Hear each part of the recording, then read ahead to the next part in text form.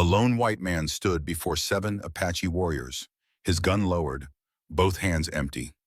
The setting sun cast long shadows across the dusty yard of the ranch, painting everything in hues of blood and fire. Behind him, an adobe house and weathered barn stood as silent witnesses to what might be his final moments. "I'd rather die than make her live like a prisoner." Levi Callahan's voice rang clear in the tense silence, each word a defiance against the menacing circle closing in around him. Behind him, the tall Apache woman named Winona thus stood motionless, her dark eyes filled with anguish. Her hands, calloused from years of survival, trembled slightly at her sides. The choice before her was impossible. Return to a life of bondage, or watch this man die for her freedom. The lead warrior, Maka, raised his tomahawk, the metal edge catching the dying light. His face, scarred from countless battles, twisted with hatred as he spat words in his native tongue. Time seemed to slow as Levi closed his eyes, preparing for the blow that would end his life. But to understand how a former scout came to face death for a woman who should have been his enemy, we must return to where it truly began. 8 months earlier, the first light of dawn crept across the Arizona desert, painting the distant mountains in shades of purple and gold. Levi Callahan sat on the worn porch steps of his ranch house, a steaming cup of coffee warming his calloused hands. At 28, his face already bore the weathered lines of a man who had seen too much. His eyes, a pale blue that reminded some of desert sky, carried a haunted quality that never quite left, even in rare moments of peace like this. 8 months had passed since he'd buried his father beneath the old cottonwood tree that marked the eastern boundary of their land. 8 months of silence broken only by the occasional coyote call or the creaking of the windmill that drew water from the depths beneath the parched earth. Levi took a long sip of coffee, grimacing at its bitterness. His father had been better at brewing it, another skill he'd failed to learn before the fever took the old man. "Going to be a hot one today," he murmured to nobody, a habit he'd developed in the crushing solitude of the ranch. His voice sounded strange to his own ears, rusty from disuse. He'd come back from the Apache Wars 2 years ago, hoping to build a peaceful life with his father. But peace, it seemed, was not something easily found, whether outside or within himself. The nightmare still came, filled with screaming and blood and the faces of Apache men, women, and children he had helped track during his time as a scout for the cavalry. Setting down his empty cup, Levi reached for the leather-bound journal beside him. Another of the doctor's suggestions after he had returned from war, shaking and unable to sleep for more than an hour at a stretch. June 18, 1878. The dreams came again last night, always the same. I'm tracking a band through the Dragoon Mountains. I find them at dawn. Not warriors, families, children. I signal the cavalry. What follows is the sound of movement from the direction of his storage shed snapped Levi from his writing. Instinctively, his hand moved to the rifle propped against the porch rail. Years of survival had honed his senses. This was not the natural rustling of wind or wildlife. Someone was in his shed. Moving with the silent precision that had once made him the Army's most valued scout, Levi approached the weathered wooden structure. His finger rested near the trigger, not on it. The morning light was still dim, casting long shadows that could hide any manner of threat. The door to the shed hung slightly ajar, swaying gently in the morning breeze. From inside came the unmistakable sounds of someone rummaging through his supplies. Bandits, perhaps, or a desperate traveler. Either way, out here, 60 miles from the nearest settlement, such encounters rarely ended peacefully. Levi positioned himself beside the door, took a steadying breath, then pushed it open with the barrel of his rifle. "Don't move," he commanded, his voice low and controlled. The figure inside froze, then slowly straightened to face him. Levi's finger tightened reflexively on the trigger, then relaxed as surprise washed over him. Standing amidst his sacks of grain and dried meat was a woman. Not just any woman, an Apache woman. She was tall, nearly matching his 6-foot frame, with black hair pulled back in a long braid that hung down her back. Her clothing was practical, leather leggings and a loose deerskin shirt adorned with simple beadwork. A knife hung at her hip, and over her shoulder was slung a small bow with a quiver of arrows. But what struck Levi most were her eyes. Dark and unafraid, they assessed him with the calculation of someone who had faced death before and was prepared to do so again. There was no fear in her gaze, only a quiet defiance that seemed to challenge him even as she stood caught in the act of stealing. As the morning light filtered through the open door, Levi noticed something else, a series of scars along her arm and one across her jawline. War scars. This was no ordinary woman, but a warrior. A particular scar on her left forearm caught his attention, a jagged line that ran from wrist to elbow. Something about it seemed familiar, triggering a flash of memory he couldn't quite place. A raised sword, a scream, blood on desert sand. Had he been there when she received that wound? Had he been the one to give it to her? The thought made his stomach turn. The woman's eyes tracked his gaze to the scar, and something shifted in her expression. A flicker of recognition, perhaps, or simply wariness. Time stretched between them, taut as a bowstring. Levi should shout, should demand she drop the sack of cornmeal clutched in her hand, should fire a warning shot at the very least.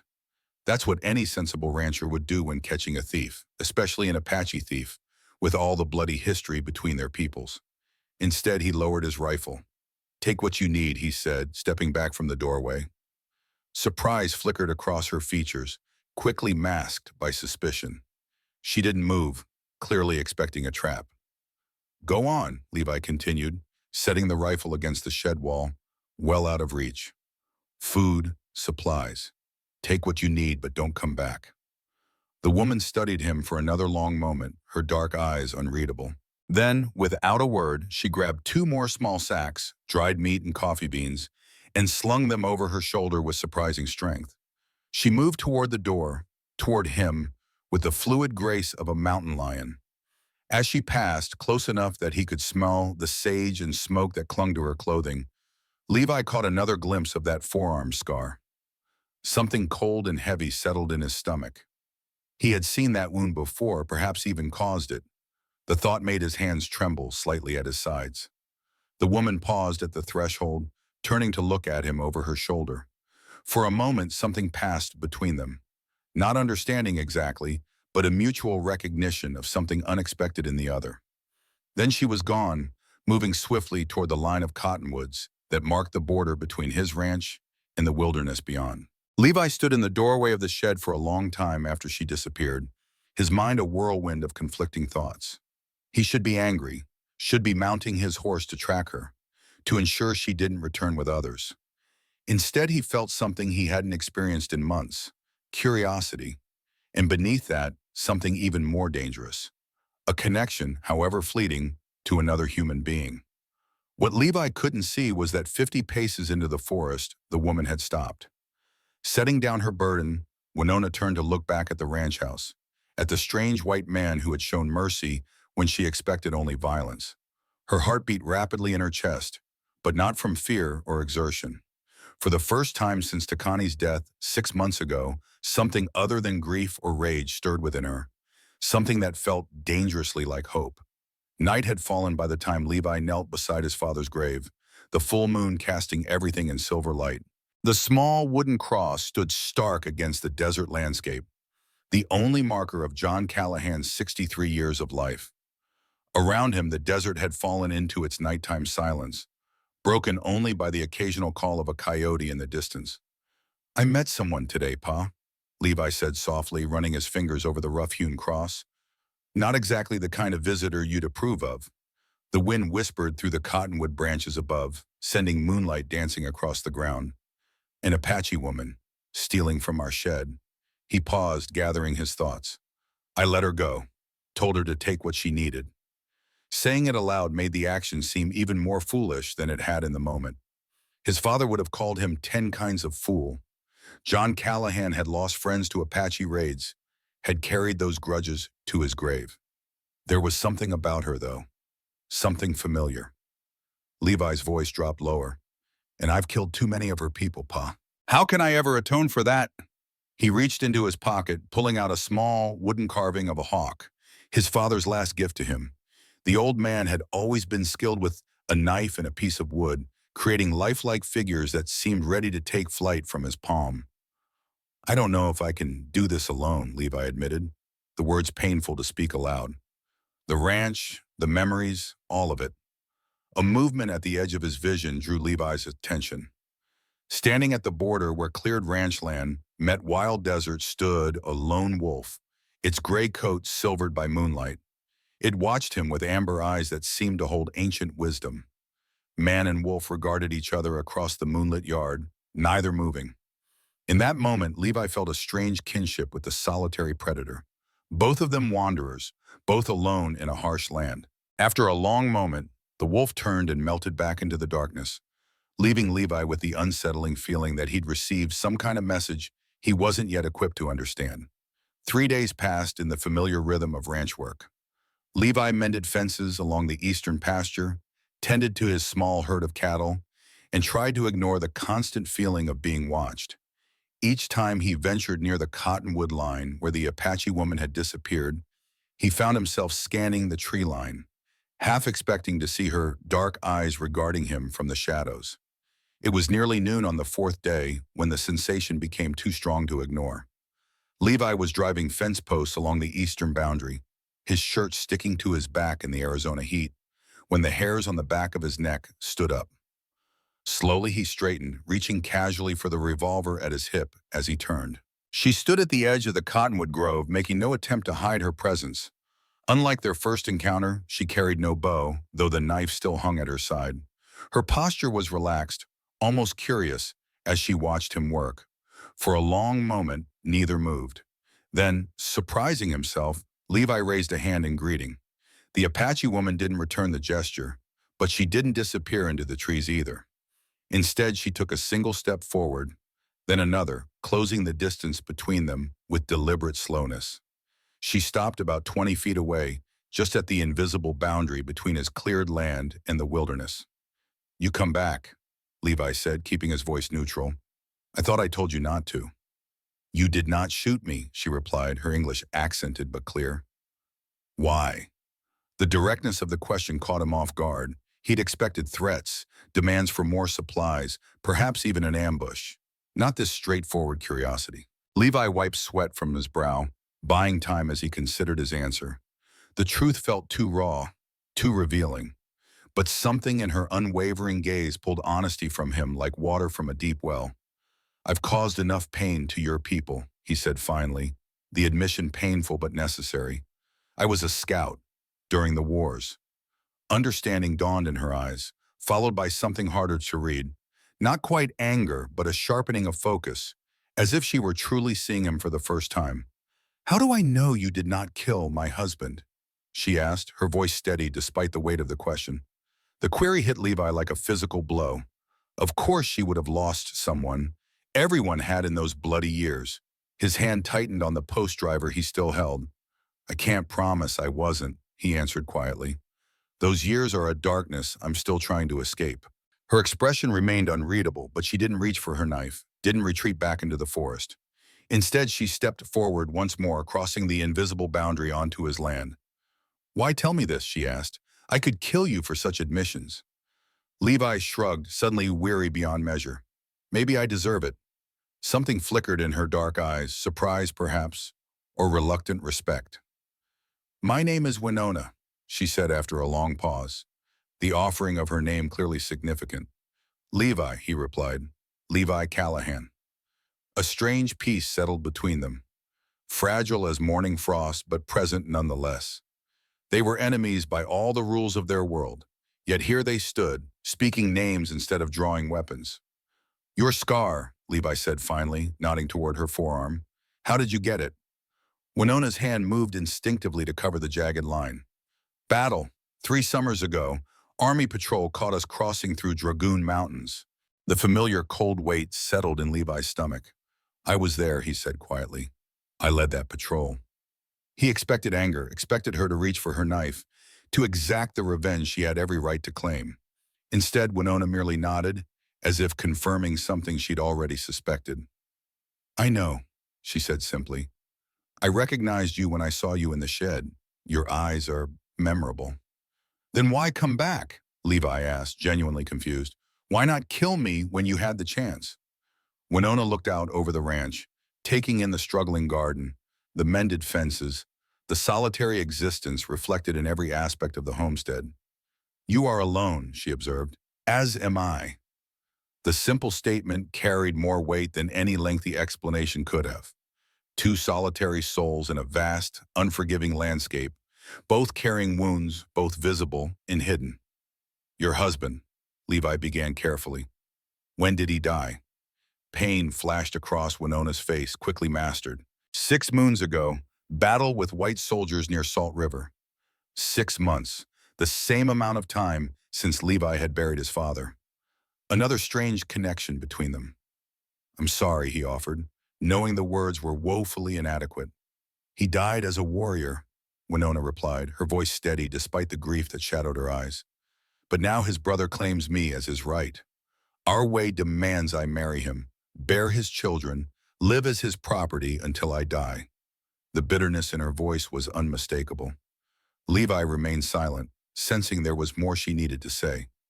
Maka has resented me since I chose his brother, she continued.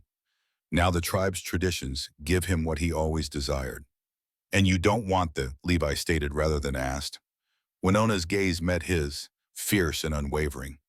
Would you want a life chosen for you by others? A cage built of tradition and duty? No, Levi admitted. No, I wouldn't.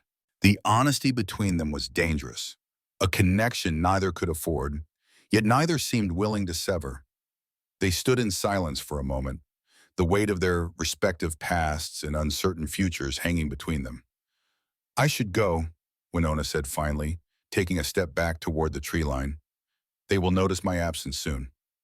Levi nodded, uncertain what to say. Part of him wanted to ask if she would return, but he swallowed the question. Better not to know, perhaps. Better to let this strange encounter remain just that, an anomaly, a moment outside the normal order of things. As if reading his thoughts, Winona paused at the edge of the trees.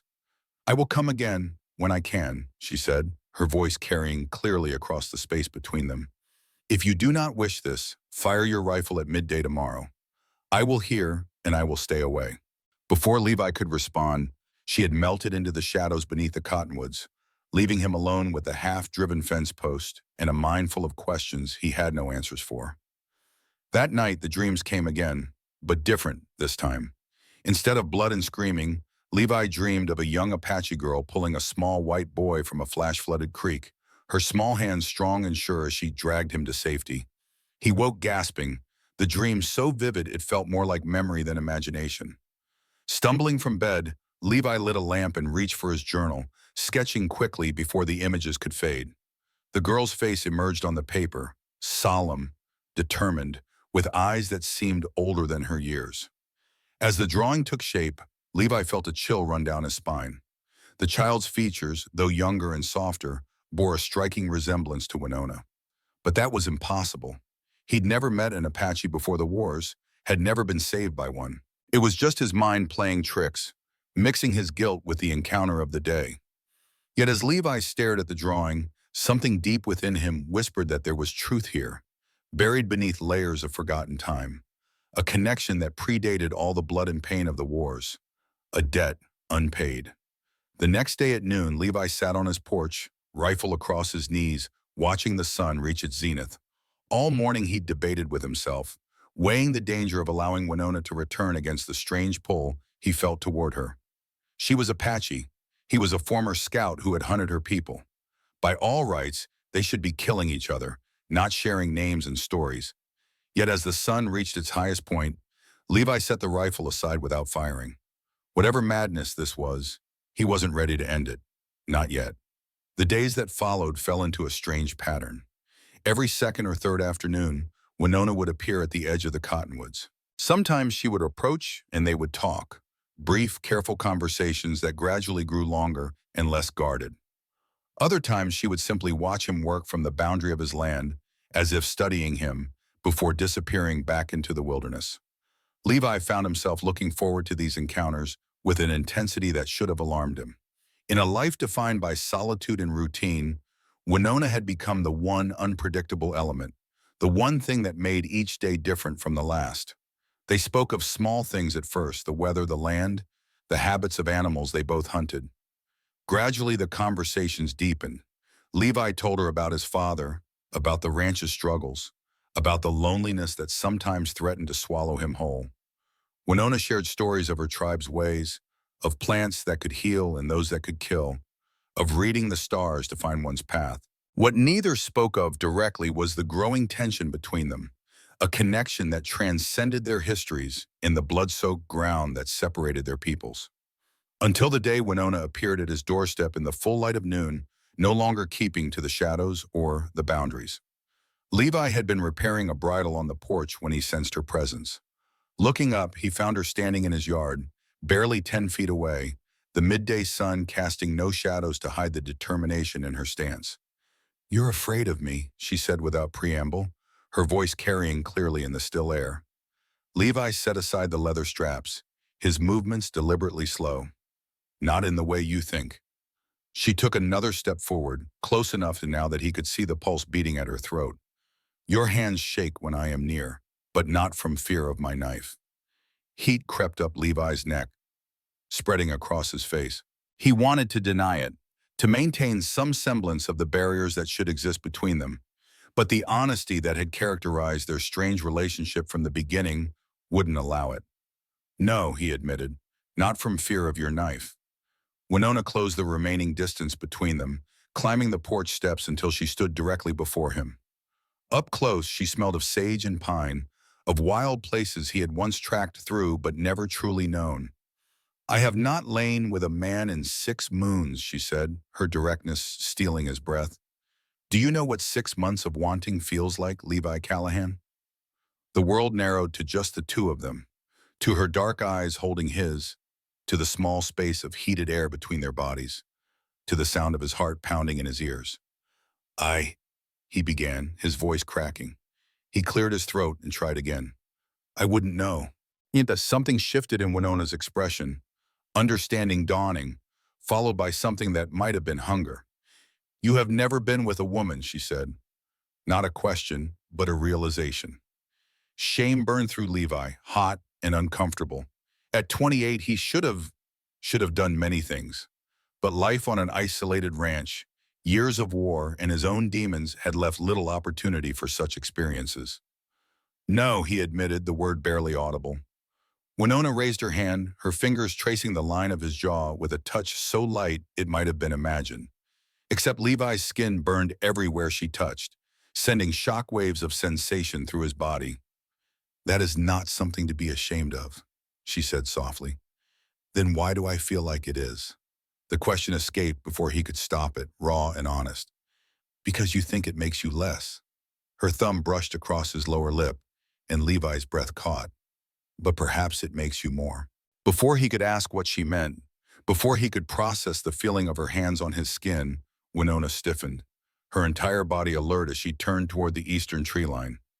Levi saw it then, what she had sensed before him, movement in the forest. Not one person but several, approaching with the stealth of experienced hunters. "They are looking for me," Winona said, her voice gone flat and cold. The woman who had been touching his face moments before disappeared, replaced by the warrior he had first glimpsed in his shed. Her hand went to the knife at her belt, her body poised for either fight or flight. "Who, your people?" "Yes, I have been gone too long." She looked at him, and for the first time Levi saw fear in her eyes. "They will not understand why I am here. They will not understand you." 3 men emerged from the tree line, Apache warriors with painted faces and weapons ready. They saw Winona standing near Levi, saw him sitting at her feet, and their expressions hardened with suspicion and dawning anger. The lead warrior barked something in their language that Levi didn't understand but felt in his gut like a physical blow. Winona answered in the same tongue, her voice sharp and defiant. The tension in the air thickened until it seemed to vibrate between the two groups. Levi stood slowly, keeping his hands visible and empty. His rifle was inside the house, his pistol hanging on a hook by the door. Both might as well have been 100 miles away for all the good they would do him now. These men could kill him without breaking a sweat, could burn his ranch and vanish before anyone knew what had happened. And Winona, standing between him and them, looked like she was weighing whether to fight or run. The lead warrior spoke again, gesturing sharply at Winona, then back toward the forest. Whatever he said, it wasn't a request. It was a command. She turned to look at Levi, their eyes meeting in a moment of silent communication. In that look was everything they hadn't said. everything that had been building between them over these brief encounters, and something else, something that looked like a promise. Then she walked toward her people, each step measured and proud, despite the tension evident in her shoulders. The warriors closed around her, eyes still fixed suspiciously on Levi, and within moments, they had disappeared into the fray from which they'd emerged. Levi stood on his porch for a long time after they vanished, his heart racing, his mind replaying every moment of Winona's touch. He had no way of knowing if he would ever see her again. No way to follow or to find her if her people decided to keep her away from the strange white rancher. All he could do was wait and wonder about the dreams that had begun to feel more like forgotten memories. Dreams of a young Apache girl saving a white boy from drowning. Dreams that left him with the unshakable feeling that his connection to Winona ran deeper and further back than either of them fully understood. 2 nights later, Levi woke to the sound of something hitting his window. A pebble, then another. His hand instinctively reached for the revolver he kept beneath his pillow, a habit from years when awakening to unexpected sounds often meant the difference between life and death. The moon cast silver light across his sparse bedroom as he approached the window cautiously. His breath caught when he saw her. Winona stood in his yard, her face bearing a dark bruise along one cheekbone. Even in the moonlight, he could see she was breathing hard, her normally composed demeanor fractured by urgency. She gestured toward the house, her movements sharp with fear. Levi didn't think, just moved. He grabbed his gun and ran downstairs, throwing open the door. Winona pushed past him, her eyes scanning the darkness behind her. "They are coming," she said, her voice low and tense. "Not far behind." What happened? Levi closed the door, instinctively moving to peer through the window toward the eastern tree line. "I refused to marry Maka, the man they chose for me. I said I would choose my own path." Winona touched the bruise on her face without flinching. "My brother did this. Said I dishonor our family. Dishonor my dead husband's memory." Levi heard it then. Voices in the distance, the faint but unmistakable sounds of pursuit through the underbrush. The warriors were tracking her, and they would reach the ranch within minutes. His mind raced through options, each more desperate than the last. They could run, but the Apache were better trackers than even he had been. They could fight, but that would only end in bloodshed, likely his. "The cellar," he said suddenly, grabbing her arm and pulling her toward the small door in the kitchen floor. "It's hidden under the rug, hurry!" Winona hesitated, her eyes meeting his. In them, Levi saw something he hadn't seen before. Vulnerability. Trust. She nodded and allowed him to lead her to the kitchen, where he quickly pulled aside the rug to reveal the trapdoor beneath. The space below was tight, barely tall enough to stand in, lined with preserved foods and supplies for winter.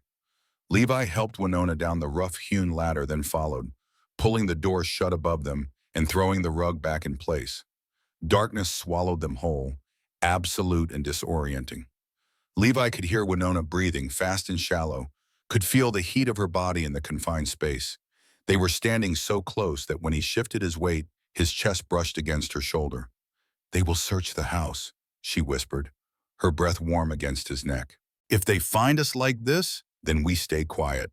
Levi's hand found Winona's in the dark, and she gripped it hard enough to hurt, her fingers interlacing with his as if seeking an anchor in the blackness.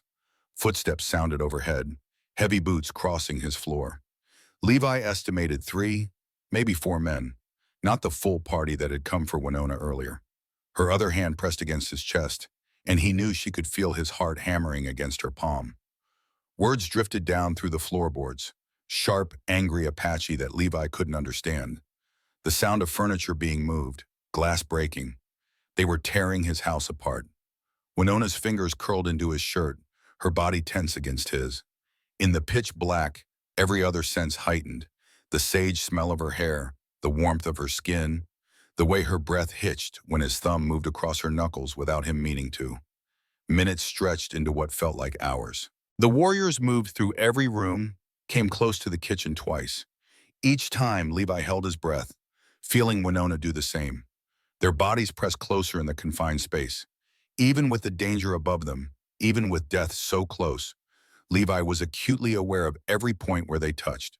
The curve of her hip against his thigh, the brush of her hair against his chin, the soft exhale of her breath against his neck. Finally, the footsteps retreated. Voices faded. Silence settled like dust, but neither of them moved. Winona's forehead rested against his collarbone now, her breathing steadier but still fast. His free hand had somehow found her waist, fingers splayed against the leather of her clothing. Levi, her voice was barely audible. Yes? What you said before about never being with a woman. Winona lifted her head, and even in the darkness, he could feel the intensity of her gaze. This is not the best time for that conversation. A nervous laugh escaped him before he could stop it. No, I suppose not. There may not be another time.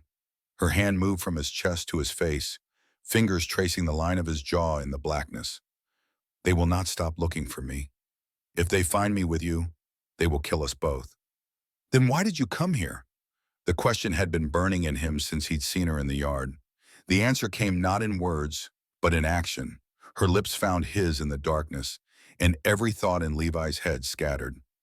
She kissed him with a hunger that took his breath away, her hands moving to his face, his neck, his shoulders. He responded instinctively, pulling her closer, tasting desperation and desire on her lips. When she pulled back, they were both breathing hard. That is why, she said, because in 6 months of grief and rage and loneliness, you are the only thing that has made me feel alive again. I don't know what I'm doing, he admitted, voice rough with emotion and desire. Neither do I anymore. Her fingers traced his jaw in the darkness. But I know I cannot go back to my people, and I know I cannot stop thinking about you. Above them, the house was silent. The warriors were gone, but neither of them moved to leave the cellar. Not yet. Because in this small dark space, pressed together with danger all around, something had shifted between them that could not be undone. Later that night, after they had finally emerged from the cellar and assessed the damage to Levi's home, they sat together at his table. The warriors had overturned furniture, broken dishes, and torn through his supplies, but had taken nothing. They weren't thieves, they were hunters, and Winona was their quarry. Levi had lit a single lamp, keeping the light low in case they returned. In the dim glow, Winona's bruised face looked even more stark, the mark of her brother's anger clearly visible. Tell me about him, Levi said quietly. Your husband. Winona was silent for a long moment, her fingers tracing patterns on the wooden table. His name was Takani, strong hunter, good man. Her voice softened with memory.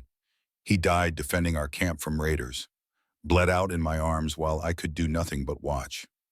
She looked up, meeting Levi's gaze. The tribe expects me to honor his memory by marrying his brother, Maka, producing sons to carry on his bloodline as if I am property to be transferred.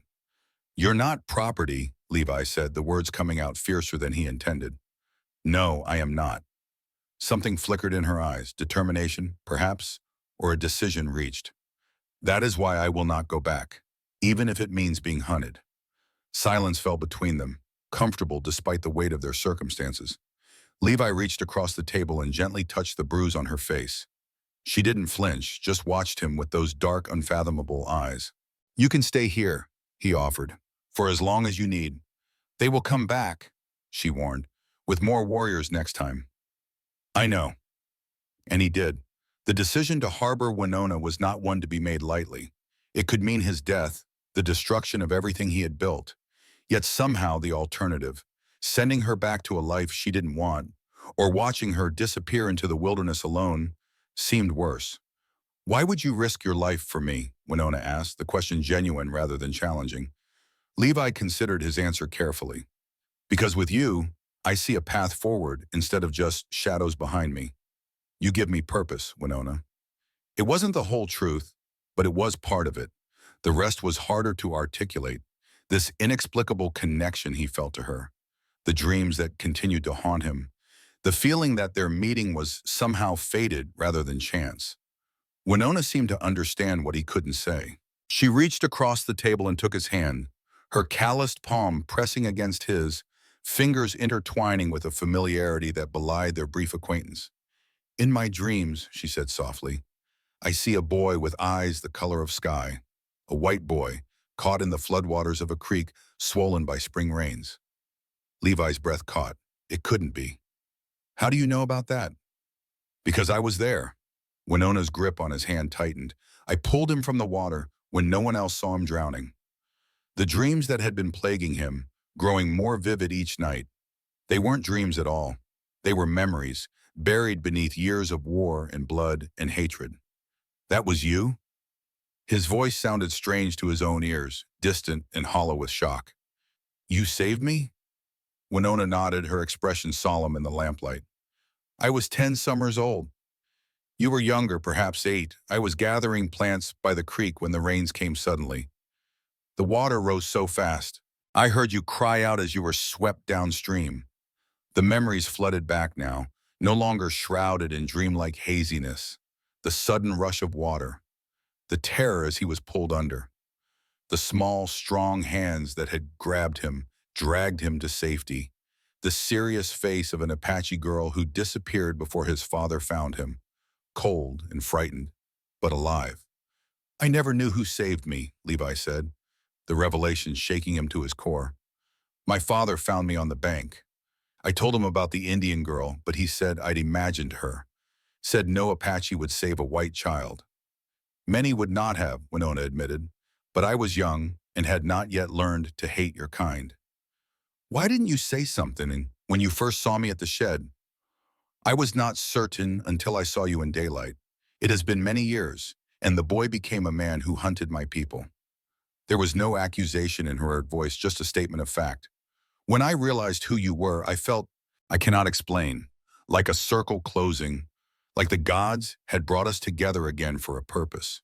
Levi's mind reeled with the implications. All these years, the life he had lived, the choices he had made, would any of it have been different if he had known the truth about who had saved him that day? I owe you my life, he said finally. Winona shook her head. Life is not a debt to be paid. It is a gift to be lived. The wisdom in her words struck him deeply. How much of his existence had been spent trying to atone for actions he couldn't undo, debts he could never repay? Perhaps she was right. Perhaps the only true way forward was to live differently now, to make new choices, create new memories to stand alongside the old. Outside, a coyote called to its pack, the lonely sound carrying on the night air. Winona tilted her head, listening to something beyond Levi's perception. They have gone far, she said. They will not return tonight. Relief washed through him, followed quickly by exhaustion. The night's events, the fear, the revelations, the emotional upheaval, had drained him more than a full day's labor ever could. You should rest, he said. You can take my bed. I'll sleep out here. Winona considered him with those unfathomable dark eyes, then shook her head slightly. No, she said simply, rising from the table and extending her hand to him. Not tonight. Levi looked at her outstretched hand, understanding the invitation it contained. His heart hammered in his chest, desire warring with uncertainty. Are you sure? He asked, his voice rough with emotion. I have never been more certain of anything, she replied, and in the lamplight her eyes held no doubt, no hesitation. Taking her hand, Levi allowed Winona to lead him up the narrow stairs to his bedroom, where the moonlight spilled through the window like liquid silver. What followed was a night of discovery, of gentle teaching and passionate learning, of two souls finding in each other a harbor from the storms that had battered them both for too long. The next morning, Levi woke to sunlight streaming through the window and the unprecedented sensation of another person beside him. Winona lay with her back against his chest, her breathing deep and even in sleep.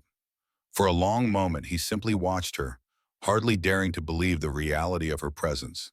The night's revelation still resonated within him, the knowledge that their paths had crossed long before, that she had saved his life as a child, that some strange twist of fate had brought them together again after so many years and so much bloodshed. What did it mean? Was it merely coincidence or something more? Some grand design he couldn't begin to comprehend?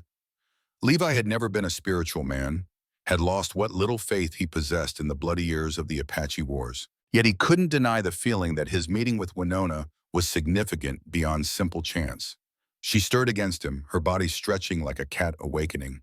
When she turned to face him, her eyes still heavy with sleep, Levi was struck anew by her beauty, not delicate or refined in the way of white women, but strong, fierce, carved from the same unforgiving landscape that had shaped him.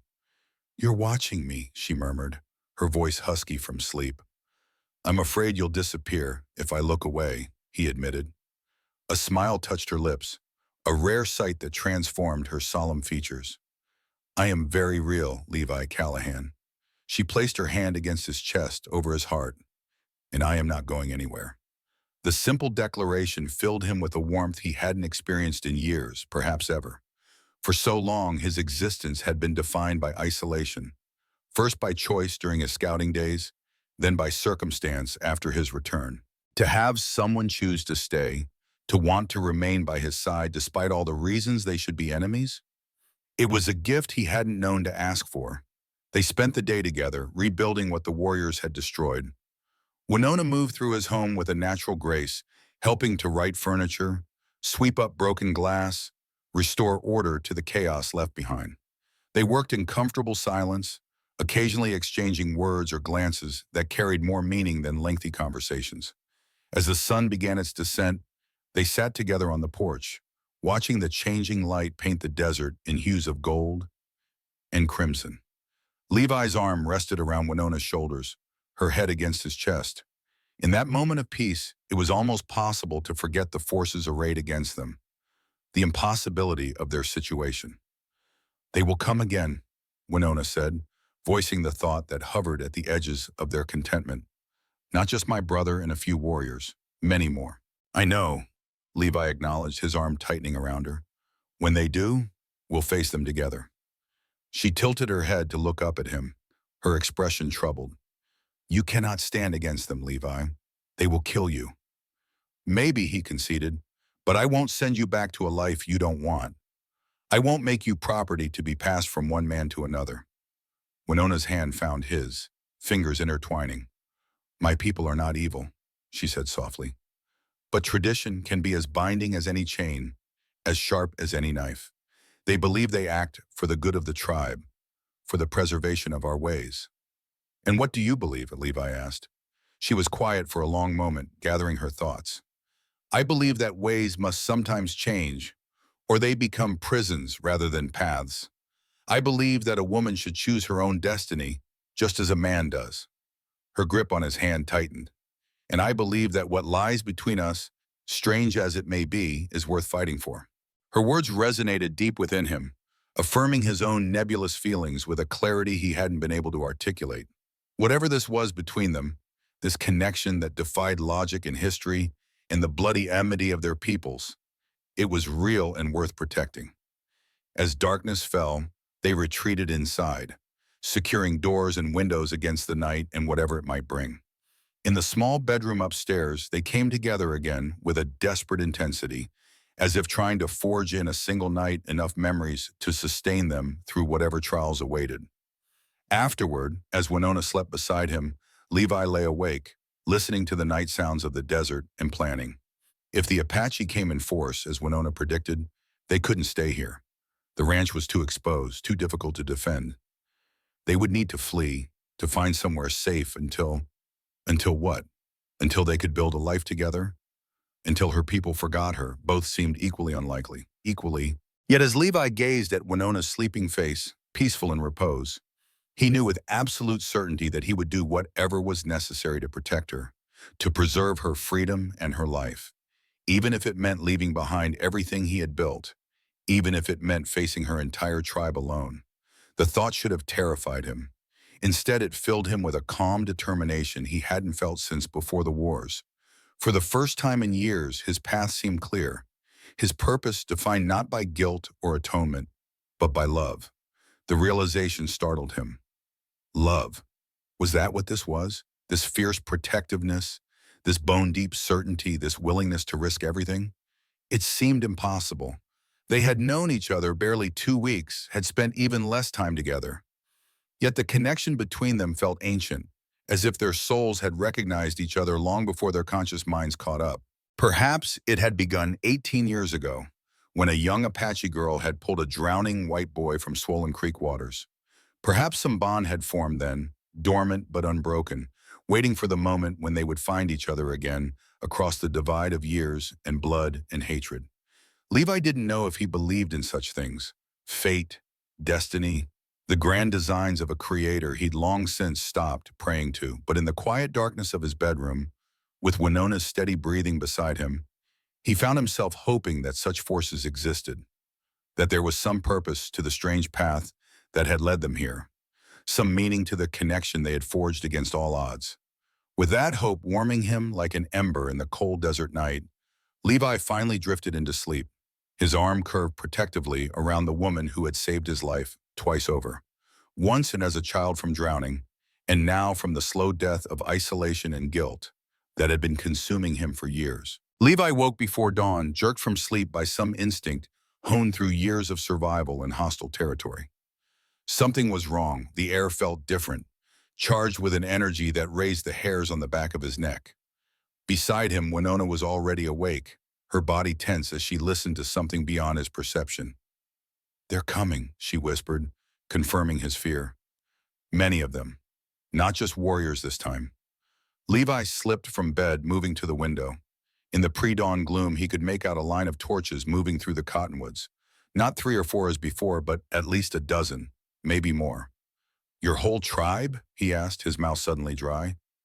"Not all," Winona replied, joining him at the window. "But the council elders, the warriors, my brother, and Chaco."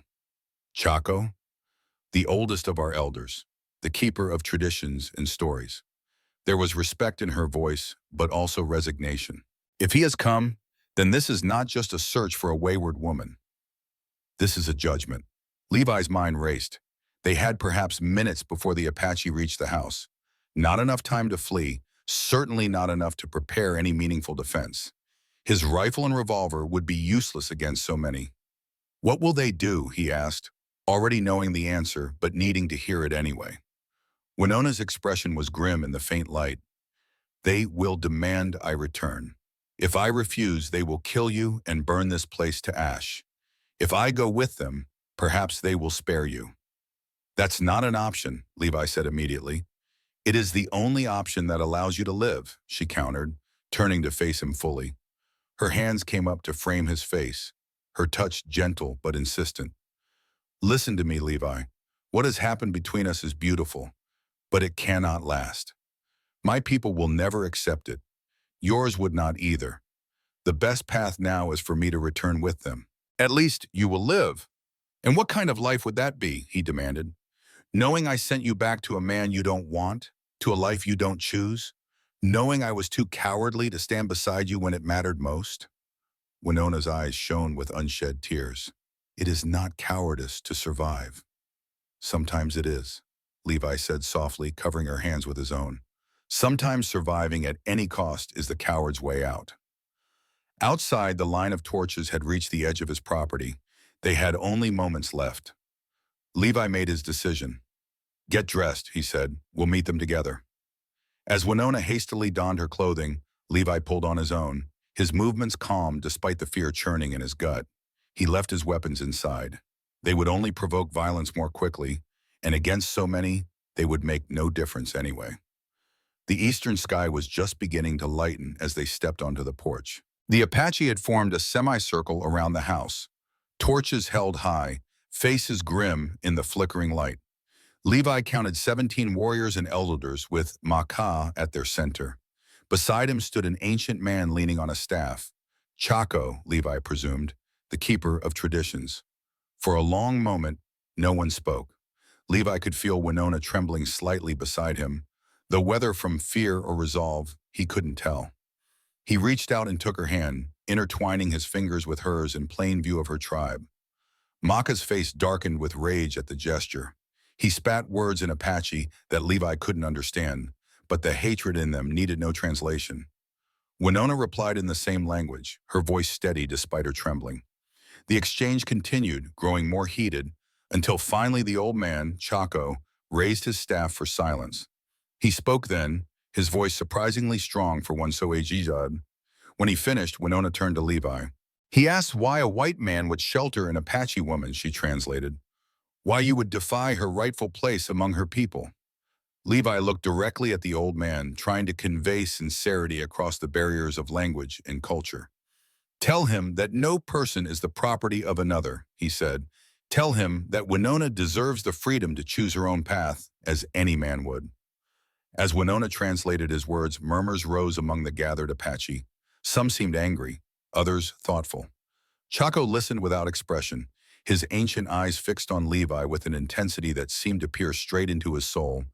When Winona finished, Maka stepped forward, speaking directly to her, his tone commanding. His hand gestured toward the tribe, then back at Levi, the meaning clear even without translation. Come back with us now, or there will be consequences. Winona's grip on Levi's hand tightened. She replied to Maka, her voice carrying clearly in the dawn air. Whatever she said caused a stir among the warriors, some reaching for weapons, others looking to Chaco for guidance. What did you tell them? Levi asked quietly. That I will not return, Winona replied. That I have chosen my path, and it leads away from them. Her eyes met his, filled with a fierce determination. That I would rather die as a free woman than live as a possession. Maka snarled something in response, stepping forward menacingly. Two warriors moved with him, hands on their weapons. The situation was deteriorating rapidly, spiraling toward violence. Levi made his choice. He released Winona's hand and stepped forward, placing himself between her and her tribe. No, he said loudly, his voice carrying across the yard. The single syllable cut through the tension like a knife.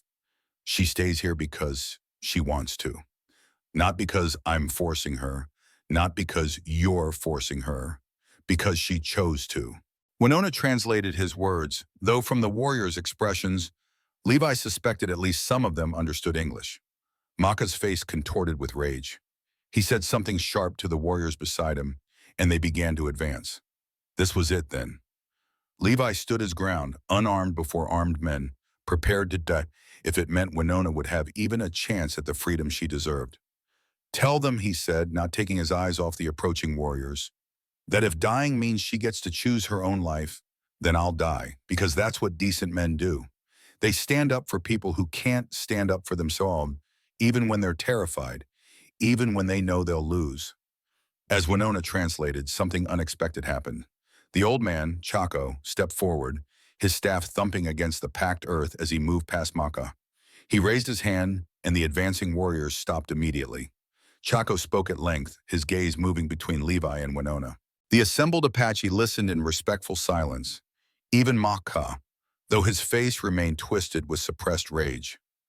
When the elder finished speaking, a heavy silence fell over the gathering. Winona's sharp intake of breath was the only sound. What did he say? Levi asked, not daring to hope but unable to stop himself. Winona moved to stand beside him, her voice filled with wonder. He says he remembers a story from many seasons ago of a young girl who saved a white boy from the angry waters. He says that such a connection cannot be accident, that the spirits must have a purpose in bringing us together again after so many years. Hope flickered in Levi's chest, fragile but persistent. And what purpose does he think that is? He believes we are meant to be a bridge between our peoples, Winona continued, her eyes never leaving Chaco's weathered face. That perhaps the hatred between Apache and white man has continued for too long, that perhaps new paths must be found. Maka stepped forward then, interrupting with angry words directed at Chaco. The old man listened patiently, then responded with quiet dignity. Whatever he said caused Maka's face to darken further, but he stepped back, clearly unwilling to challenge the elder directly. Maka disagrees, Winona explained unnecessarily. He says I belong to him by right of tradition, that a white man has no place in Apache matters. And what did Chaco say to that? Levi asked. A small smile touched Winona's lips. He reminded Maka that I was never his to claim, that tradition exists to serve the people, not to imprison them, and, her voice faltered, and he questioned Maka's motives in front of the entire tribe. Winona's eyes widened. Chaco spoke of things only those present at Takani's death would know. The accusation hung in the air like smoke. Maka's face contorted, first with shock, then with rage. He denied the charge vehemently, his hand moving to the knife at his belt. But it was too late. The seed of doubt had been planted. The other warriors were looking at him differently now, reassessing. One of them stepped forward and spoke directly to Chaco, his expression troubled. The conversation that followed was too rapid for Winona to translate for Levi, but he could see its effects in the changing expressions of the gathered Apache. Something important was being revealed, something that shifted the balance of power away from Maka and toward what? Acceptance? Understanding? It was too soon to tell. Finally, Chaco turned to address Winona and Levi directly.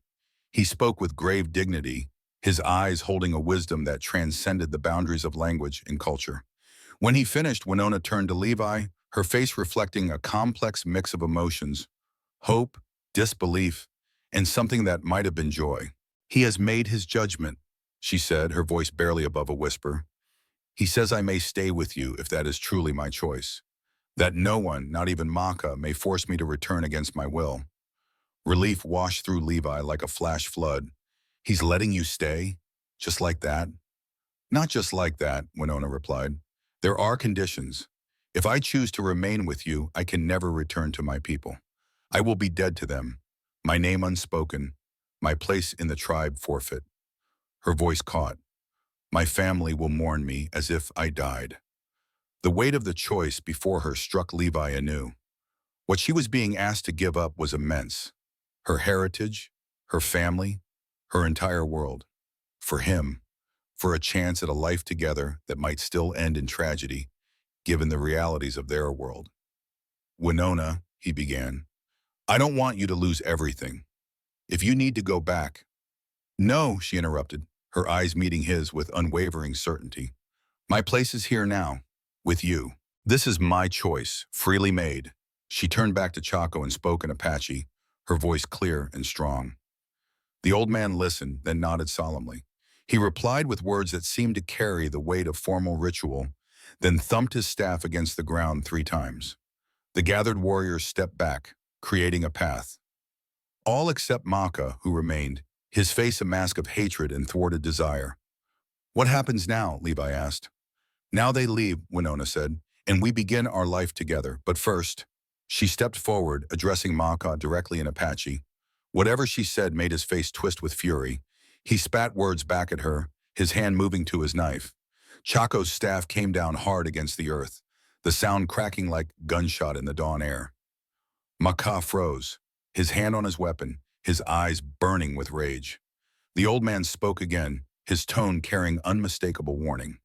Slowly, reluctantly, Maka released his grip on the knife. He said one final thing to Winona, a promise or a threat, Levi couldn't tell which, then turned and stalked away, back toward the cottonwoods.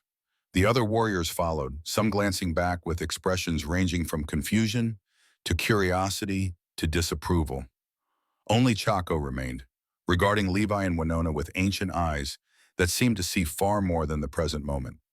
He spoke once more, his voice carrying clearly in the stillness of the morning. "He says," Winona translated, "that the path we have chosen will not be easy, that many on both sides will seek to destroy what we build. But he believes that the spirits brought us together twice for a reason, and that reason may be to help heal the wounds between our peoples." The old man reached into a small pouch at his belt and withdrew something that caught the light of the rising sun.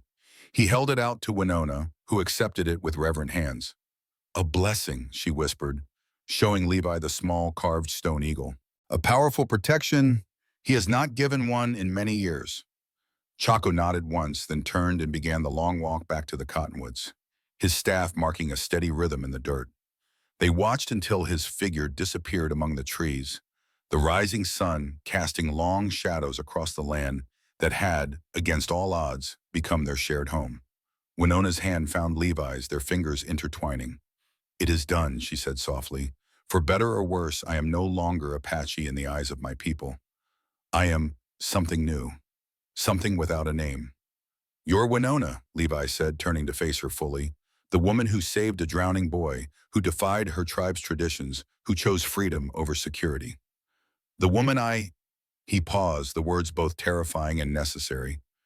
"The woman you what?" she prompted, her dark eyes searching his. "The woman I love," he finished simply. "If that's not enough—" She silenced him with a kiss, fierce and tender all at once. When she pulled away, her eyes shone with unshed tears and a joy that needed no translation. "It is more than enough," she whispered against his lips. It is everything. As the sun climbed higher in the sky, painting the desert in hues of gold and amber, they stood together on the porch of what was now their shared home.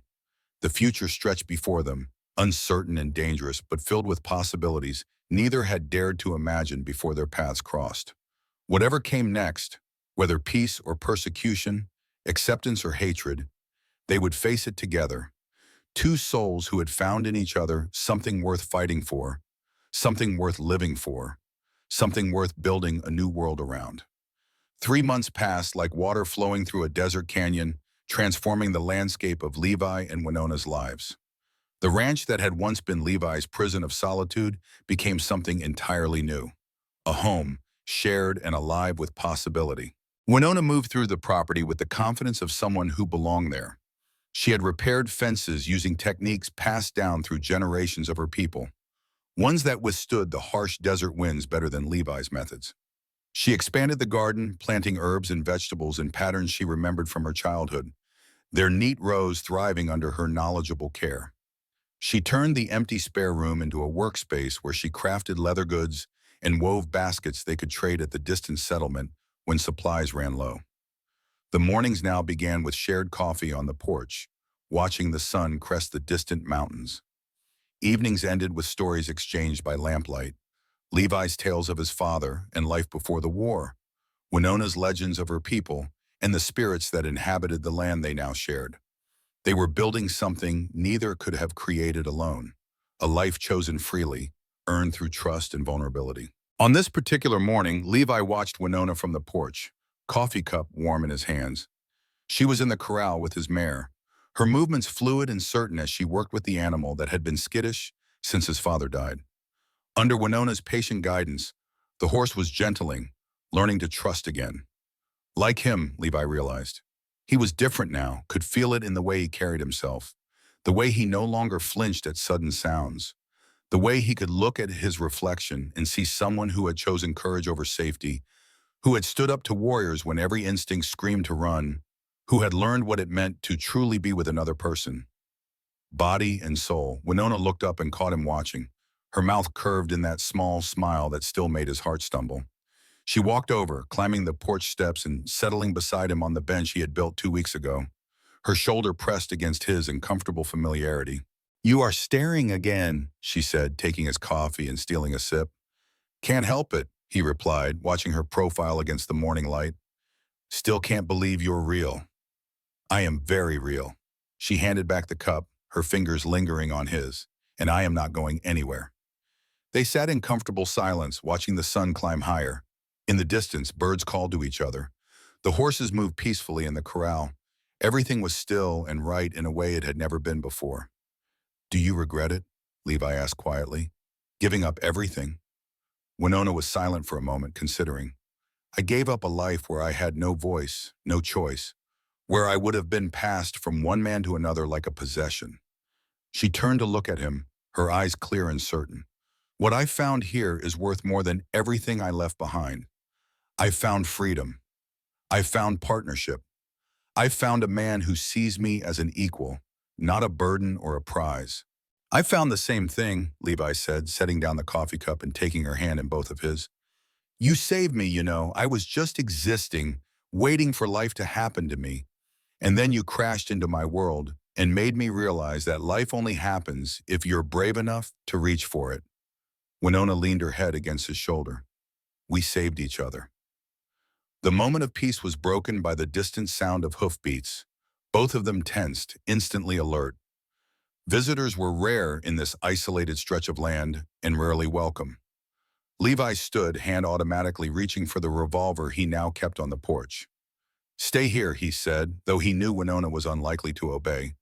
She already had her knife in hand, eyes scanning the horizon. A single rider approached from the west, not the direction of the Apache territory. As the figure drew closer, Levi relaxed slightly. It was Thomas Wells, the circuit-riding postal carrier who came through every month or so with mail and news from the settlements. "It's just Wells," Levi said, holstering his weapon. Winona nodded but didn't put away her knife. She had met the postal rider once before, and while he had been civil, his discomfort with her presence had been obvious. Thomas Wells rode up to the hitching post and dismounted, a leather satchel slung over his shoulder. He was a lean man in his 50s, weathered by years of riding between isolated homesteads. "Callahan," he greeted, tipping his hat. His eyes flicked to Winona and quickly away again, discomfort evident. "Ma'am." "Wells," Levi replied. "Little early this month, aren't you?" "Got some news, thought you should hear sooner rather than later." The rider pulled an envelope from his satchel. "Letter from Fort Henderson, for one thing."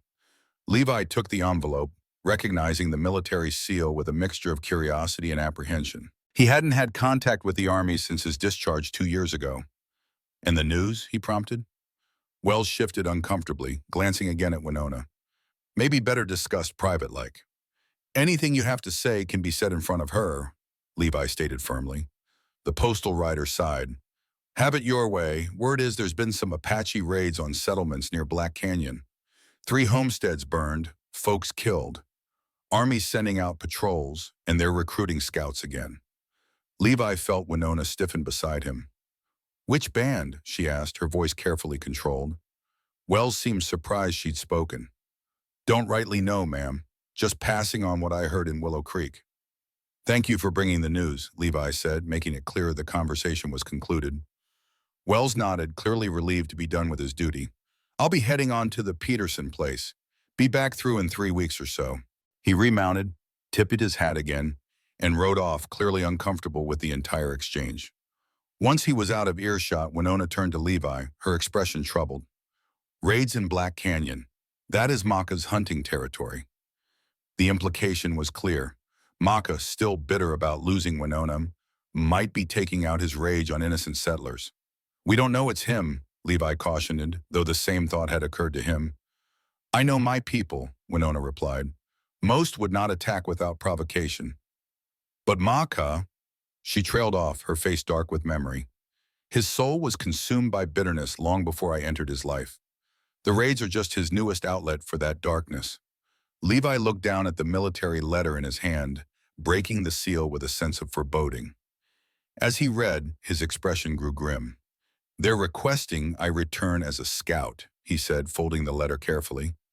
"They know this area and the Apache bands better than anyone else." "And will you go?" Winona asked, her voice carefully neutral, though Levi could sense the tension beneath. "No," he said, without hesitation. "I won't hunt your people again, Winona. Not for any price." Relief washed over her face, followed quickly by renewed concern. "But if it is Maka leading these raids, innocent people will die. People who have nothing to do with us, with our choice." It was the same thought troubling Levi. If Maka was killing settlers to exact some twisted revenge, they bore a measure of responsibility. But returning to scouting, it meant potentially leading soldiers to Apache bands that had nothing to do with the raids, continuing the cycle of violence he had vowed to leave behind.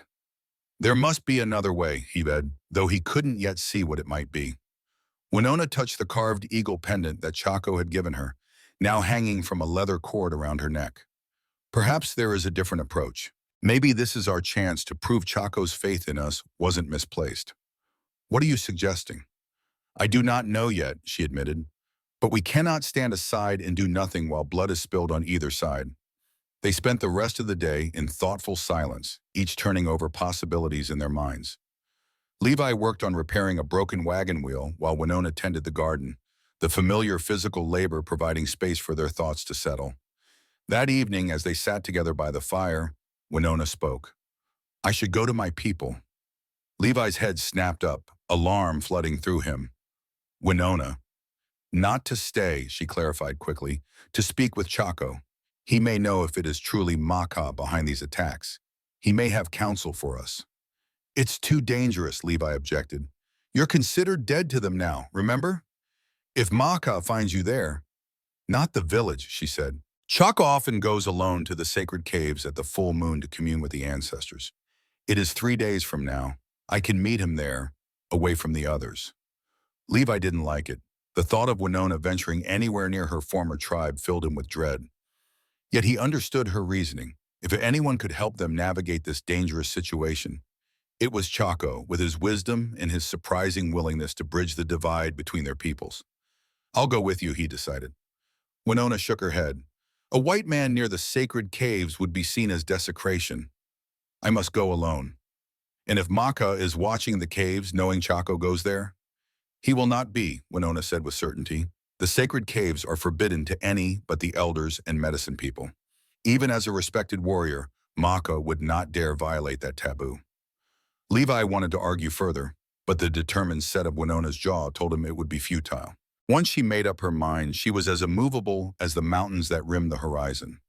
2 days, he conceded reluctantly. You have 2 days to go, speak with Chaco, and return.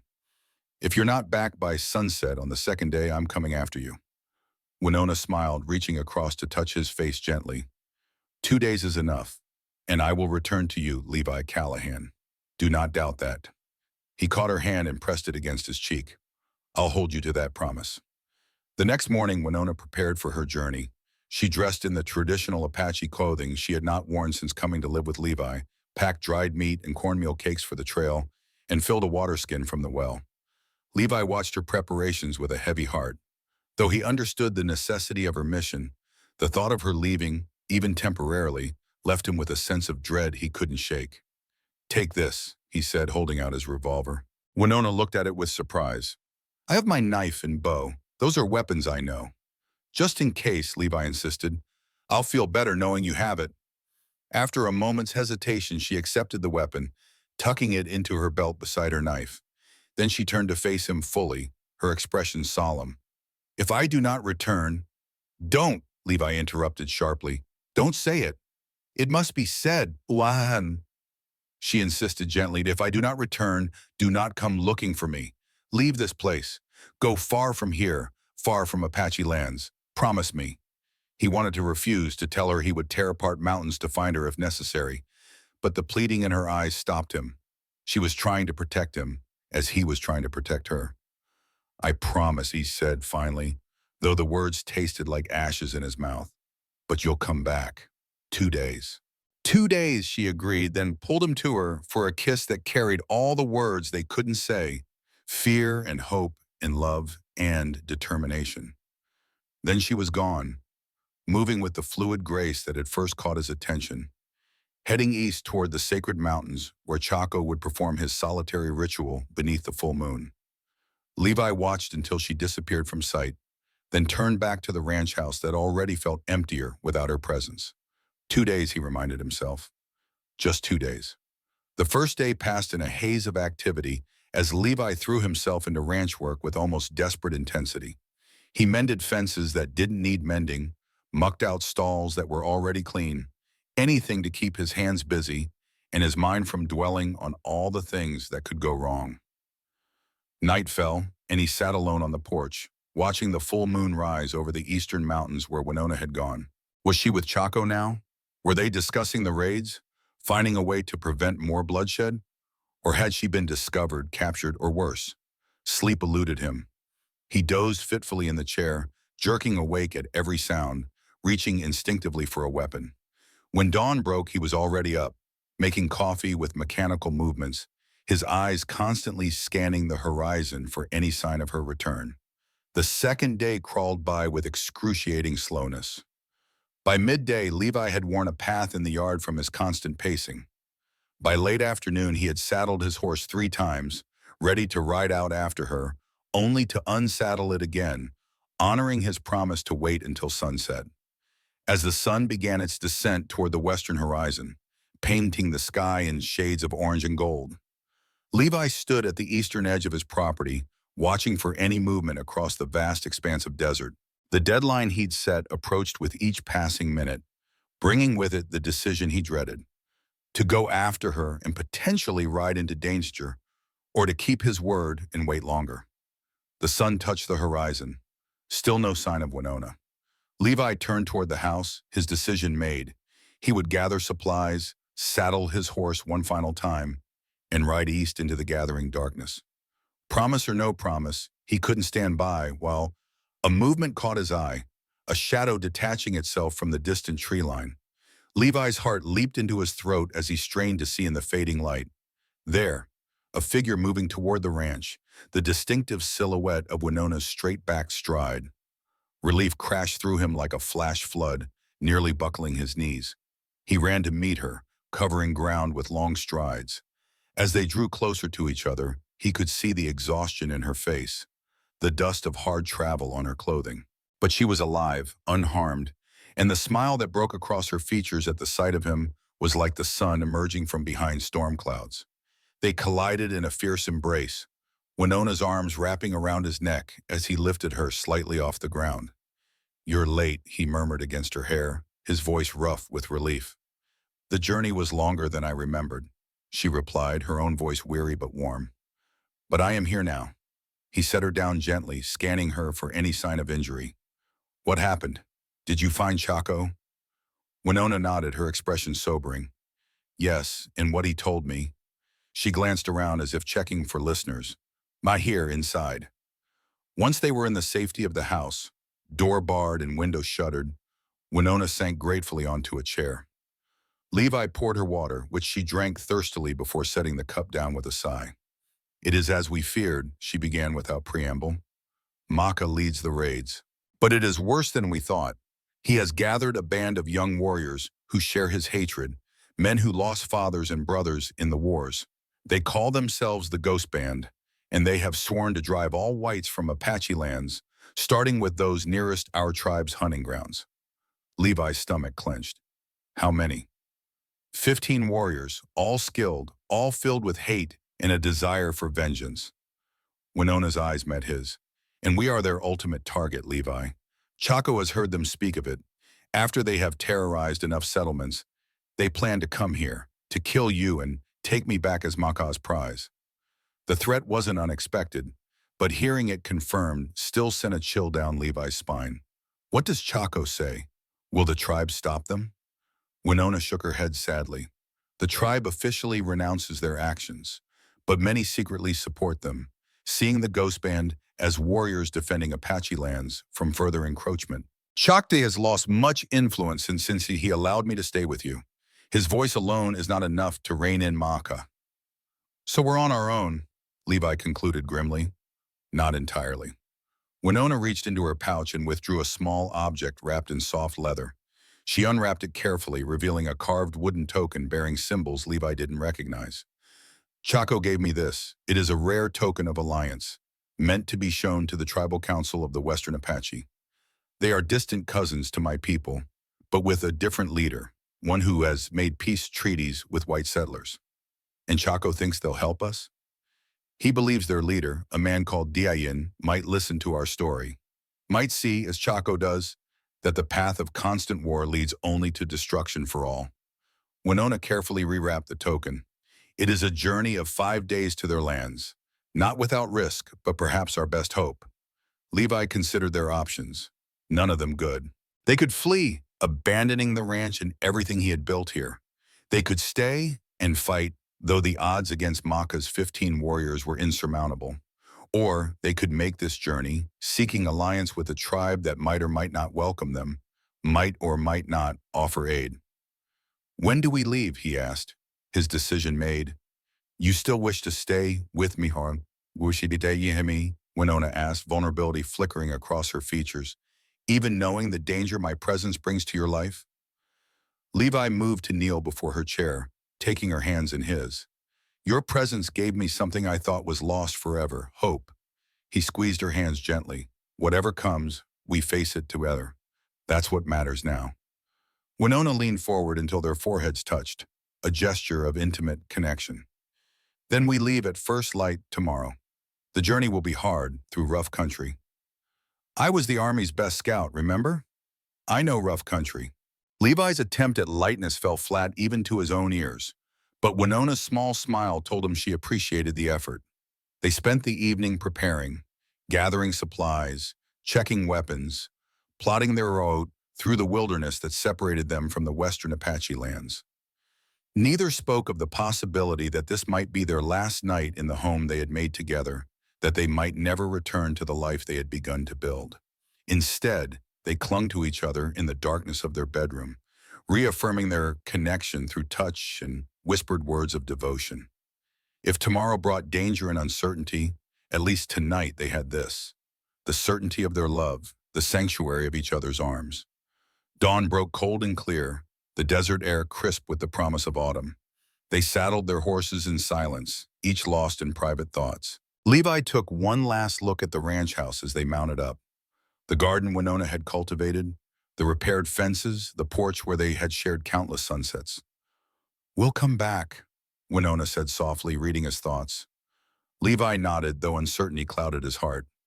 "Let's ride." They headed west, away from both Winona's tribe and the settled lands, into a wilderness of canyons and mesas where few white men had ventured. For 3 days they traveled without incident, making good time through terrain that would have been impassable to anyone less skilled in desert survival. On the fourth day, as they made camp in the shelter of a red rock overhang, Winona grew unusually quiet, her gaze constantly scanning the horizon. "What is it?" Levi asked, recognizing the signs of her heightened awareness. "We are being followed," she said, her voice low, "since midday." Levi's hand moved instinctively to his rifle. "Maka?" Winona shook her head slightly. "I do not think so. The ghost band would not be so careful, so patient. They would have attacked already." She closed her eyes, listening to something beyond Levi's perception. "I believe it is Western Apache scouts. We are approaching their territory. Friendly or hostile? Unknown," she replied honestly. "But they have had opportunity to attack and have not done so. A good sign, perhaps." They kept watch in shifts that night, but no attack came. In the morning, as they prepared to continue their journey, Winona suddenly stiffened, her head turning toward a stand of juniper trees about 50 yards distant. "They no longer hide their presence," she murmured. "Be still. Let them approach."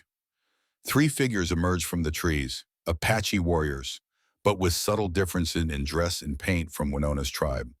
They approached slowly, weapons visible, but not raised in immediate threat.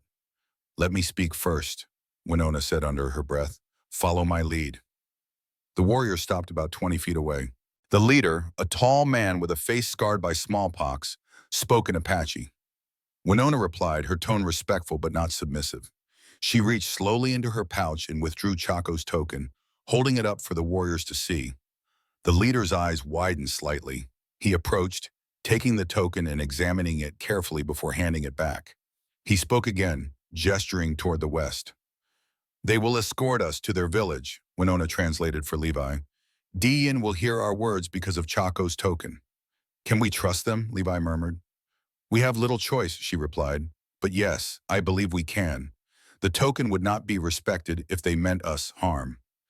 They mounted their horses and followed the Western Apache scouts, traveling through increasingly rugged terrain until by mid-afternoon they crested a ridge overlooking a hidden valley. Below, a village of perhaps 30 dwellings spread along a small creek, smoke rising from cooking fires. Their approach did not go unnoticed. By the time they reached the valley floor, a crowd had gathered, watching the unusual procession with undisguised curiosity and some suspicion. It wasn't every day a white man and a woman from a different Apache band rode into their midst. They were led to a large central dwelling, where an older man sat waiting, his face weathered, but his eyes sharp with intelligence. This, Levi presumed, was Da Yin, leader of the Western Apache. The formal introductions were conducted in Apache, with Winona occasionally translating key points for Levi. She presented Chaco's token again, which Dian examined with evident respect before inviting them to sit. What followed was a lengthy conversation in Apache, with Winona explaining their situation, the threat of Maka's ghost band, and their hope for some form of alliance or assistance. Dian listened impassively, occasionally asking questions that Winona answered with careful consideration. Finally, he turned his attention to Levi, speaking in surprisingly good English. "You were scout for Blue Coats," he stated rather than asked. "Yes," Levi admitted, seeing no point in denial. "For 3 years. You hunted Apache?" "Yes." The shame of it still burned within him. "I did many things I regret." Dian studied him, his gaze penetrating. "Yet now you live with Apache woman. You seek help from Apache people." "I seek a way to stop more killing," Levi clarified. "On both sides." The chief was silent for a long moment, weighing Levi's words. Finally, he turned back to Winona and spoke at length in their shared language. Her expression shifted from hope to concern to determination as he spoke. When he finished, Winona turned to Levi. Diane says Maka's ghost band has raided even here, killing 2 of their hunters last moon.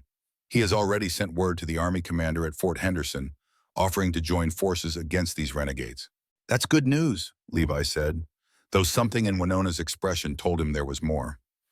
Yes, she agreed, but there is a condition to his help for us specifically. He wishes you to serve as liaison between his warriors and the army, to use your knowledge of both worlds to ensure that only Maka's band is targeted, not innocent Apache. The request made sense, though Levi's stomach turned at the thought of working with the army again, of potentially being part of more bloodshed, even if directed at those who truly deserve justice. And you, he asked Winona, what does he say about you? Her eyes met his, a mixture of resolve and apprehension. I am to remain here, under his protection, until the matter is resolved. He fears my presence would complicate matters with the army. Separation. Just the thought of it made Levi's chest tighten with dread. Yet he understood the chief's reasoning. A white scout they might accept. An Apache woman, particularly one connected to the very tribe they were pursuing? That would raise questions, suspicions, potential dangers for Winona. How long, he asked, his voice rougher than he intended. Winona conferred briefly with Dian before answering. The army patrol is expected in 2 days. The operation against Maka may take a week, perhaps more. A week, Levi took her hand, not caring about the impropriety of such a gesture in front of the chief. I don't like leaving you. Nor I you, she replied softly, but this may be our only chance to end Maka's threat, to secure a future together without constantly looking over our shoulders. She was right, of course, practical as always. And yet the thought of riding away from her, of facing danger without her by his side after these months of building a life together, felt like tearing off a limb. Diane spoke again, and Winona translated. He says you have until tomorrow to decide. We are welcome to share the guest dwelling in the night while we consider. The guest dwelling turned out to be a small wickiup at the edge of the village, simple but clean and private. As night fell, they sat side by side at the small fire outside their temporary shelter, both lost in thought. I think we must accept his offer, Winona said finally, breaking the silence. I do not see another path forward. I know, Levi agreed reluctantly, but the thought of working with the army again, of hunting Apache, even if it's only Maka's band. He shook his head. And being separated from you. It is only for a short time, she reminded him, though her own voice held a hint of uncertainty. And here I will be safe from Maka. Levi pulled her close, breathing in the sage smoke scent of her hair. Promise me you'll be careful. These may be your distant kin, but they're still strangers. And you, she countered, promise me you will return no matter what happens with Maka. Do not let the army pull you back into their world. Never, he vowed. My only home is with you now, Winona, wherever that may be. They sealed their promises with a kiss that held all the desperation of impending separation, all the fear of unknown dangers ahead, and all the hope for a future beyond this trial. Morning came too soon. As Levi prepared his horse for the journey to Fort Henderson, Winona stood close, memorizing his features as if she might forget them in his absence. 7 days, he said, cupping her face in his hands. If all goes well, I'll be back in 7 days. I will count each sunrise, she replied, her voice steady despite the emotion in her eyes. Their final embrace was brief but fierce, both aware of the watching eyes of the village. Then Levi mounted his horse and rode away, following 2 Western Apache guides who would lead him to the rendezvous point with the Army patrol. The journey to Fort Henderson took a full day, much of it in silence. Levi's mind was consumed with thoughts of Winona, left behind among strangers in the task ahead, convincing the army to accept his help, to focus solely on Maka's renegades without expanding their operation into a general campaign against the Apache. The fort appeared on the horizon late in the day, its wooden palisades stark against the desert landscape. As they approached, a patrol rode out to meet them, 6 cavalrymen led by a lieutenant Levi didn't recognize. That's far enough, the lieutenant called when they were within hailing distance. He eyed the Apache guides with obvious suspicion. State your business. My name is Levi Callahan, Levi called back, former scout for the 6th Cavalry. I'm here to offer my services in tracking the renegade band responsible for the recent raids. The lieutenant's expression shifted from suspicion to cautious interest. Callahan? I've heard that name. You served under Captain Miller in '75, didn't you, during the Mesa Verde campaign? That's right. Why are you riding with Apache? They're from Chief Dean's band, Levi explained. Western Apache. They've had hunters killed by the same renegades hitting the settlements. Dean's offering to join forces against the Ghost Band. The lieutenant considered this information, clearly weighing the unusual proposal. Finally, he made his decision. You can come in. Your companions will need to wait outside the fort. Levi turned to the guides, explaining the situation and halting Apache. They nodded, having expected this response, and turned their horses to establish a small camp just beyond rifle range of the fort. Inside, Levi was escorted to the commander's office, where Colonel James Harrington received him with a mixture of surprise and guarded interest. Callahan, the colonel acknowledged, gesturing for Levi to sit. Been a while since you rode for the Army. Heard you had a ranch out past Willow Creek these days. Yes, sir, still do. Then what brings you back to us, and with Western Apache guides no less? Levi carefully explained the situation. Maka's Ghost Band, their raids on settlements, their vendetta against both whites and peaceful Apache, and Chief Dian's offer of alliance. He omitted any mention of Winona or his personal stake in the matter, presenting himself simply as a concerned citizen with unique qualifications to help resolve the crisis.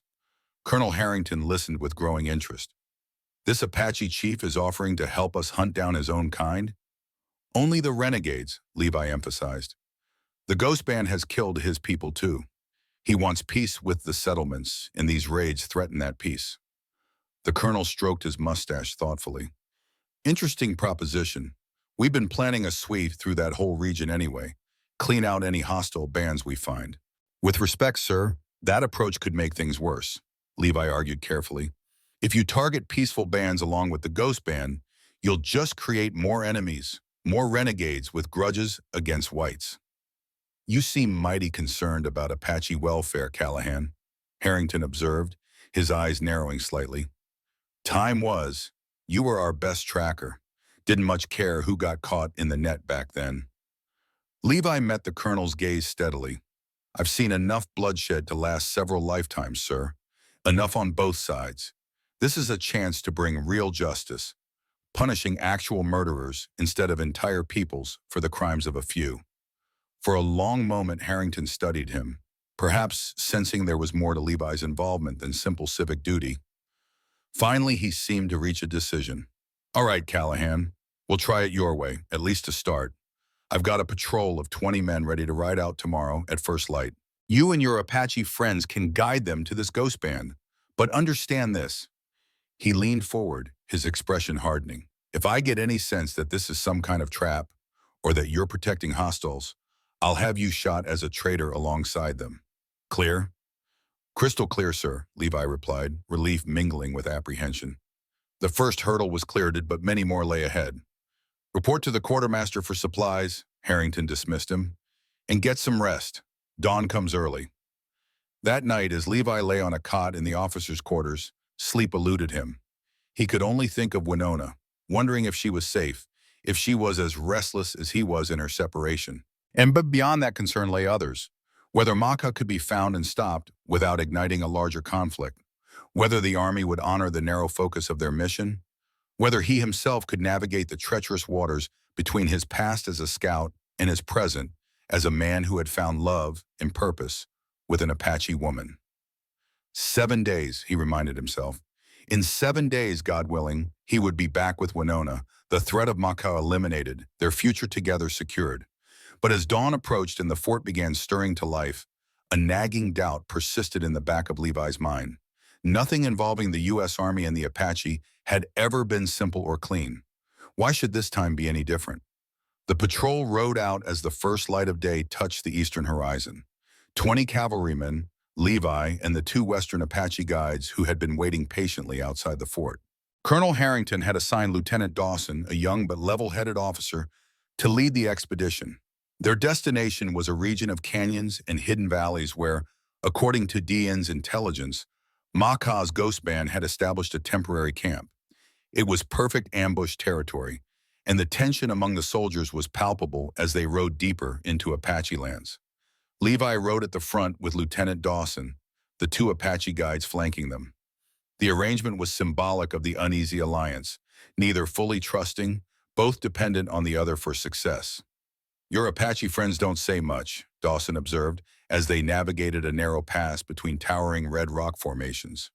"They're scouts, not social butterflies," Levi replied dryly, "and they're riding with men who, under different circumstances, would shoot them on sight. I'd be quiet too." Dawson had the grace to look slightly abashed. "Fair point. Still, it's an odd situation. Never thought I'd be working with Apache to hunt Apache." "The tribes aren't a single entity," Levi explained, finding himself unexpectedly in the role of cultural interpreter. "They have different leaders, different territories, different relationships with settlers. Some want peace, some want war, just like white men." The lieutenant considered this perspective with evident surprise. "You've changed your tune since your scouting days, Callahan. Used to be, you could track an Apache war party better than anyone. Never seemed too bothered about which band they were from." The observation stung, not least because it was true. "People change, Lieutenant. Sometimes they learn from their mistakes." Dawson seemed about to press the point when one of the Apache guides raised his hand in warning. The entire column halted immediately, every man's hand moving to his weapon. The guide pointed to a narrow side canyon, then made a series of hand gestures that Levi interpreted with growing alarm. "Fresh tracks," he translated for Dawson. "Multiple horses, moving fast. Heading into that canyon. Could be part of the ghost band. Or it could be an ambush," the lieutenant said grimly. "That canyon's a perfect trap, narrow entrance, high walls." "Let me and the guide scout ahead," Levi suggested. "We'll move quieter than a full patrol. If it's Maka's people, we'll signal. If it's an ambush, at least the whole column won't be caught." After a moment's consideration, Dawson nodded. "1 hour. If we don't hear from you by then, we're coming in full force." Levi dismounted, as did the two Apache guides. Moving on foot would be slower, but far quieter than on horseback. With hand signals that transcended language barriers, the three men coordinated their approach to the canyon mouth. As they slipped into the shadowy confines of the narrow passage, Levi felt an old familiar tension, the heightened awareness of a scout in potentially hostile territory. His senses sharpened, picking up details he might otherwise have missed. The faint impression of moccasin prints in the sandy soil, a tuft of horsehair caught on a thorny bush, the almost imperceptible scent of wood smoke on the still air. They moved silently, using the sparse vegetation and rocky outcroppings for cover. The canyon twisted and turned, preventing them from seeing more than 100 yards ahead at any point. After about a quarter mile, one of the guides froze, then gestured urgently for Levi to look at the canyon wall to their right. There, barely visible unless you knew what to look for, was a symbol painted in reddish ochre, 3 wavy lines above a crescent moon. The guide touched his chest and made a slashing motion across his throat, his meaning clear. Ghost band, Maka's signature. They were on the right trail. Moving with even greater caution now, they continued deeper into the canyon. The walls rose higher on either side, casting long shadows that provided both concealment and threat. Perfect hiding places for sentries or snipers. Another turn in the canyon, and suddenly Levi caught the unmistakable flicker of a campfire reflected on the rock face ahead. He signaled for a halt, and the 3 men crouched behind a large boulder, listening intently. Voices drifted to them on the still air. Apache men talking, laughing. The sound of horses nickering softly. The normal sounds of a camp, not the tense silence of an ambush being prepared. One of the guides touched Levi's arm, then pointed to himself and made a climbing motion. Levi understood. He wanted to scale the canyon wall for a better view of the camp. Levi nodded and the Apache slipped away, moving like a shadow along the base of the cliff until he found a viable climbing route. While they waited, Levi and the remaining guide exchanged glances that communicated more than words could have. Both understood the gravity of their discovery, the delicate balance required to resolve the situation without unnecessary bloodshed. Minutes passed with excruciating slowness. Finally, the scout reappeared, sliding down from his vantage point with remarkable agility. His expression was grim as he held up 8 fingers, then made a sleeping gesture. 8 men, resting or sleeping. Not the full 15 of Maka's band, but a significant portion. Levi had a decision to make. They could return to the cavalry patrol with this intelligence, bring the full force of 20 soldiers down on the 8 renegades. It would likely be a quick, one-sided battle, but something held him back. A voice that sounded remarkably like Winona's whispered in his mind, "More blood does not wash away old blood. It only adds to the stain." Perhaps there was another way. A way that might end Maka's threat without adding to the cycle of violence. A way that might truly honor the bridge Chaco believed he and Winona were meant to build. Levi turned to the guides and, in a mixture of hand signals and whispered Apache words, outlined his plan. They listened with evident surprise, then exchanged a long look before nodding their agreement. It was risky, perhaps foolish, but as Levi studied the camp ahead, he realized that bloodshed would only perpetuate the cycle of violence that had poisoned these lands for decades. A different path was needed, one that might truly honor the bridge Chaco believed he and Winona were meant to build.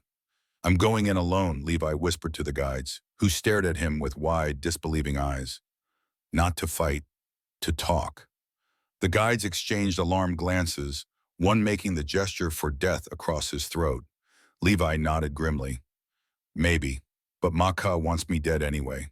This way at least only one life is at risk." He explained his reasoning. If 20 soldiers descended on the camp, many would die on both sides. The survivors would scatter, nursing new hatreds, new grudges, and Maka, if he escaped, would remain a threat to Winona. "Tell Lieutenant Dawson that if I don't return by noon, he should come with full force, but give me until then." Reluctantly, the guides agreed. One pulled a small pouch from around his neck and pressed it into Levi's palm, a protection charm. The gesture, crossing the boundaries between their peoples, wasn't lost on Levi. As the guides slipped away to report back to the cavalry patrol, Levi took a deep breath. He removed his gun belt, leaving himself unarmed except for a small knife in his boot. Then, with deliberate steps, he walked out from behind the boulder and into plain sight of the camp. Shouts of alarm rose immediately.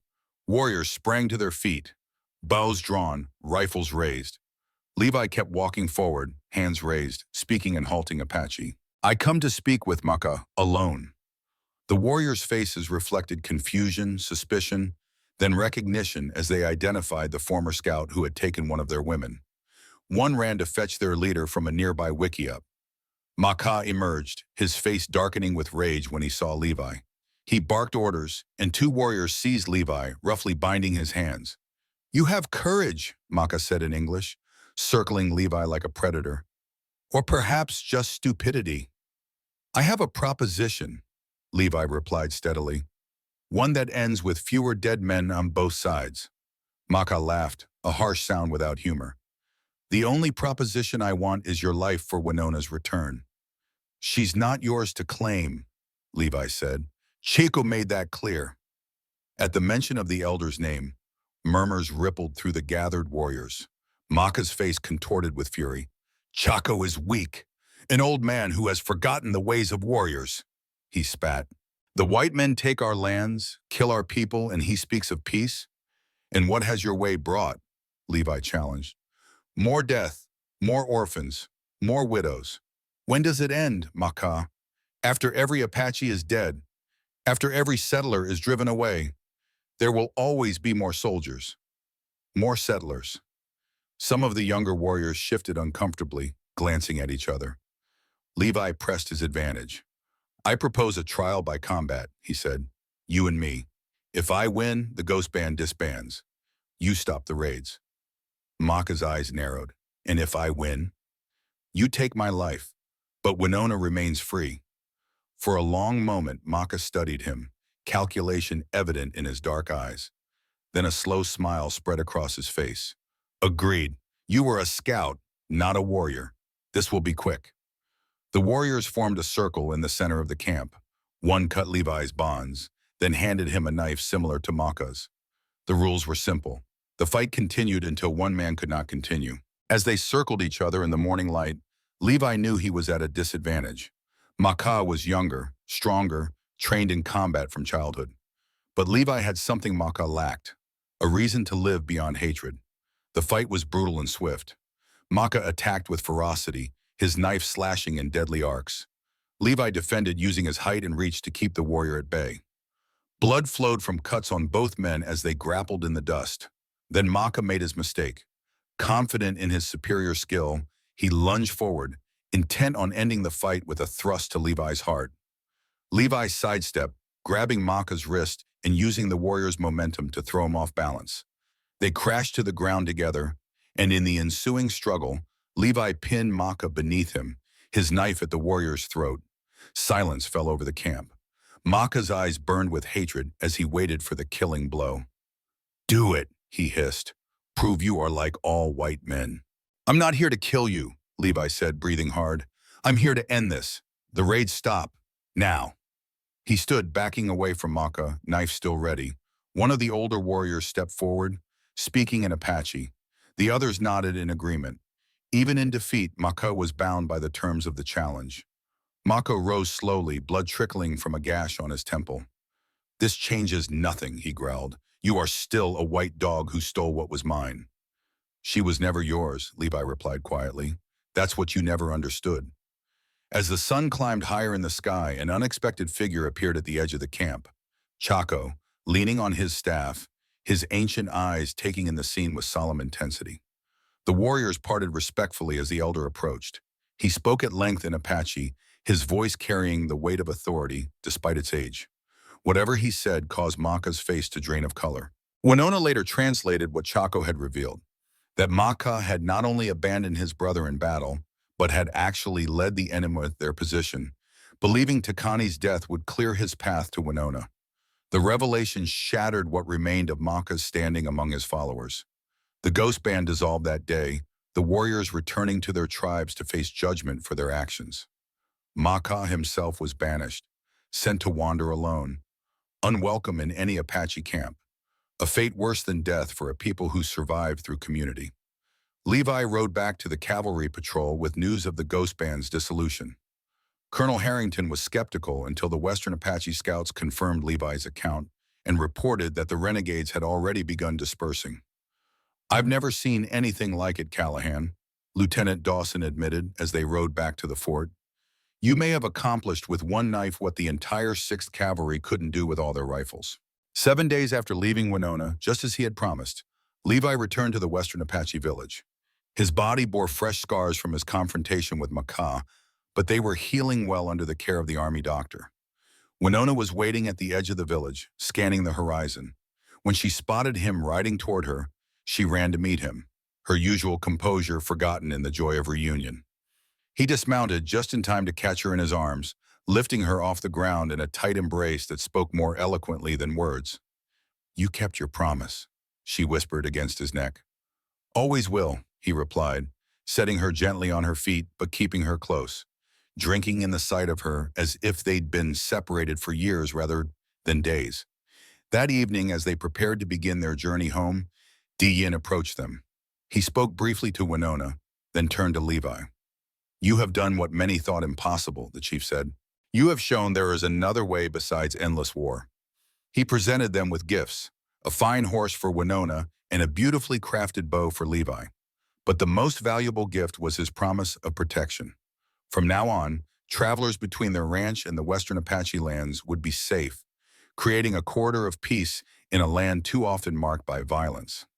2 months later, as winter settled over the desert, bringing crisp nights and crystalline days, Levi and Winona sat on their porch, watching the sunset paint the sky in shades of gold and crimson.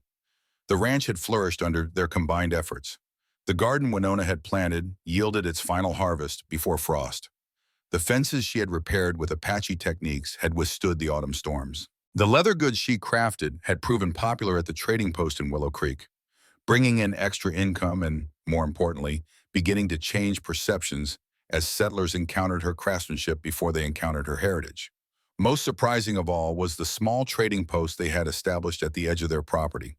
Once a month, Western Apache traders would come with goods to exchange with the more adventurous settlers. It was small, tentative, a fragile bridge between worlds, but it was growing. "Chaka was right," Winona said softly, her head resting against Levi's shoulder. "We were meant to build this bridge." Do you miss your people? Levi asked, the question that had lingered between them since her choice to stay with him. Winona was silent for a moment, considering. I miss certain things, she admitted. The ceremonies, the stories, the feeling of belonging to something ancient and enduring. She turned to look at him, her dark eyes reflecting the sunset. But I do not regret my choice. Here I am free. Here I am respected for my mind and spirit, not merely valued for the sons I might bear. She took his hand and placed it gently on her abdomen. Those sons or daughters may come anyway. Levi's eyes widened as understanding dawned. You're certain? Her smile was radiant.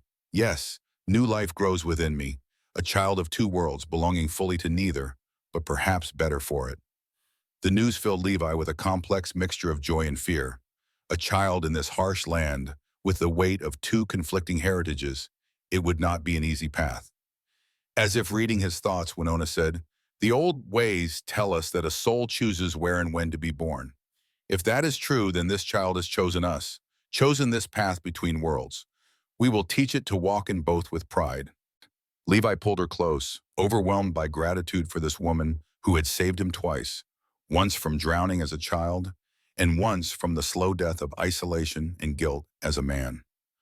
I love you, he said simply.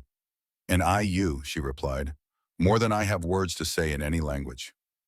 As night fell, bringing the first stars to the vast desert sky, they remained on the porch, planning their future in quiet voices. Neither knew what challenges tomorrow would bring, what new threats might emerge from either the white or Apache worlds that still viewed their union with suspicion. But whatever came, they would face it together. Two souls who had found in each other something worth fighting for, something worth living for, something worth building a new world around. Their frontier vow, made not with formal ceremony, but through actions and choices, bound them more surely than any ritual could have. In a land defined by boundaries and borders, they had created something borderless. A love that transcended the artificial lines drawn by history and hatred, a small proof that another way was possible. And perhaps, just perhaps, their child would be the first of a generation that saw not differences to fear, but connections to celebrate.